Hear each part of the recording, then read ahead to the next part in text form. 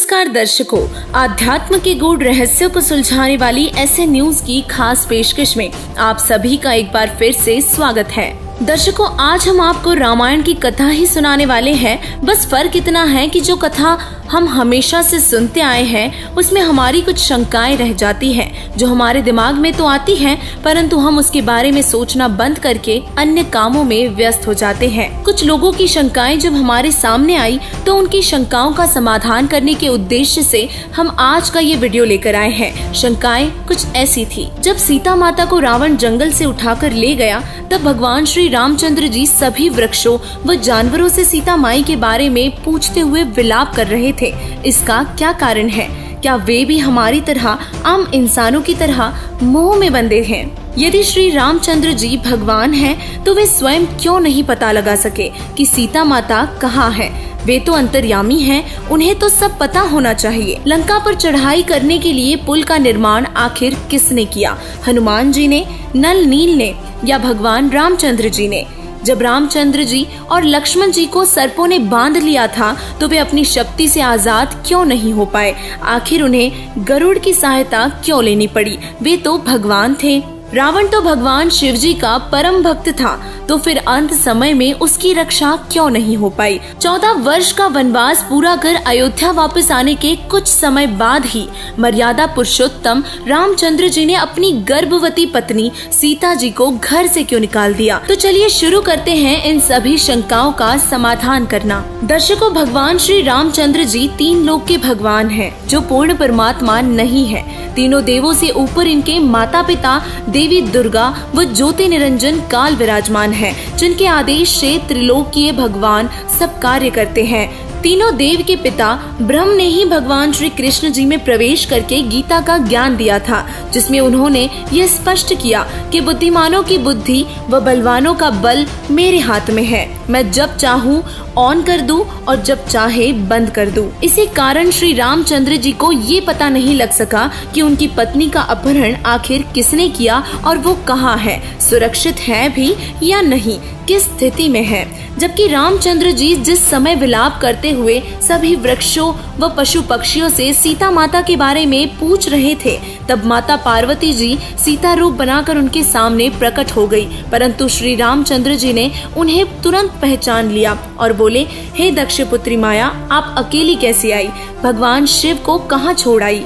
अब यहाँ विचार करने की बात है कि उस समय राम जी ने अंतर्यामी होते हुए पार्वती जी को तो पहचान लिया, परंतु वही अंतर्यामी रामचंद्र जी को ये नहीं पता कि उनकी पत्नी कहाँ है। इसका उत्तर स्पष्ट है कि ये 3 लोक के भगवान हैं, जिनकी बुद्धि और बल इनके पिता ब्रह्म के हाथ में है।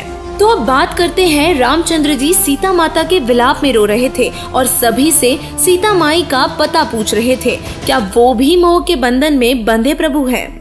दैव्य शक्ति होने के कारण इन पर इन सभी विकारों का प्रभाव कम हो सकता है, परंतु मिट नहीं सकता। ये 5 विकार तो पूर्ण परमात्मा के ज्ञान से ही मिट सकते हैं। अब प्रश्न आता है कि लंका पर चढ़ाई के दौरान समुद्र पर पुल कैसे बना? जब रामचंद्र जी ने समुद्र से रास्ता मांगा तो समुद्र ने नल नील के विषय में बताया और रामचंद्र जी ने उन दोनों को तुरंत आगे बुलाकर पूछा कि क्या तुम्हारे पास ऐसी कोई शक्ति है जिससे जल पर पत्थर तैर सके?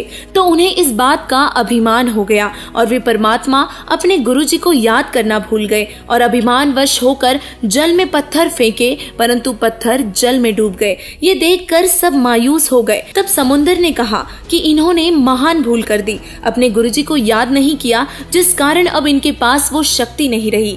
तब नल नील को पश्चाताप हुआ और अपने गुरुजी को याद करने लगे।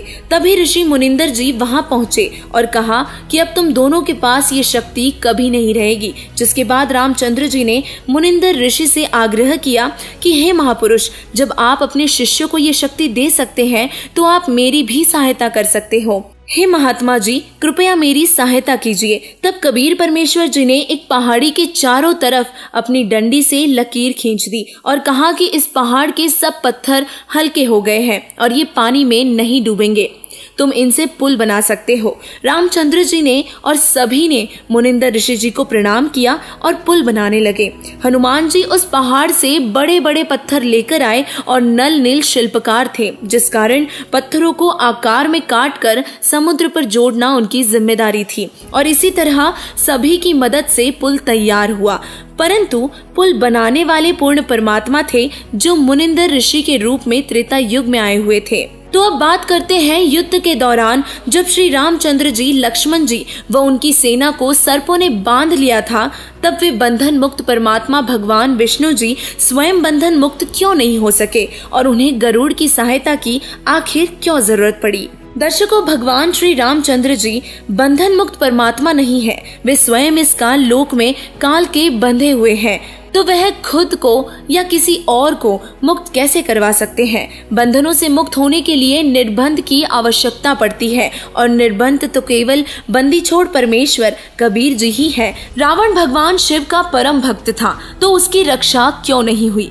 दर्शकों, आपको बता दें कि भगवान ब्रह्मा, विष्णु और शिव शंकर पृथ्वी, स्वर्ग और पाताल, इन तीनों लोक में केवल एक एक विभाग के ही मंत्री हैं।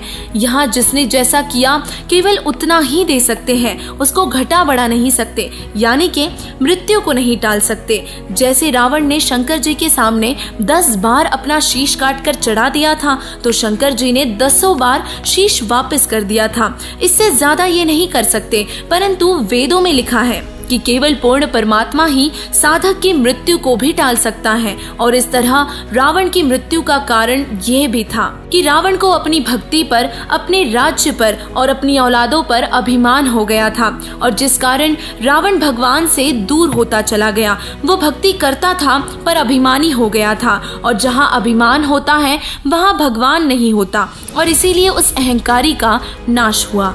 तो अब बात करते हैं कि अग्नि परीक्षा दिलाकर सीता जी को वापस घर लाने वाले मर्यादा पुरुषोत्तम श्री रामचंद्र जी ने सीता माता को घर से क्यों निकाल दिया। दर्शकों, श्री रामचंद्र जी रात को एक आम व्यक्ति के वेश में नगरी में घूमा करते थे, जिससे लोगों की आपत्तियों को दूर कर सके। एक दिन जब वे रात्रि में बाहर गए तो एक व्यक्ति अपनी पत्नी को डांटते हुए कह रहा था कि चली जा यहाँ से, अब क्या लेने आई है यहाँ। 3 दिन तक कहाँ गायब थी, क्या पता किसके साथ थी। इतने दिन बाहर रहकर आई है और अब मैं तुझे स्वीकार नहीं कर सकता। मैं उस रामचंद्र की तरह पागल नहीं हूँ जिसने 12 वर्ष तक बाहर पराए मर्द के साथ रही अपनी पत्नी को स्वीकार कर लिया। चली जा यहाँ से। ये सब सुनकर रामचंद्र जी को लगा कि उनका तो मजाक बनकर रह गया है, जिस कारण से अगले ही दिन उन्होंने अपनी पत्नी सीता माता को ये कहकर घर से निकाल दिया कि मैं लोगों के व्यंग सहन नहीं कर सकता।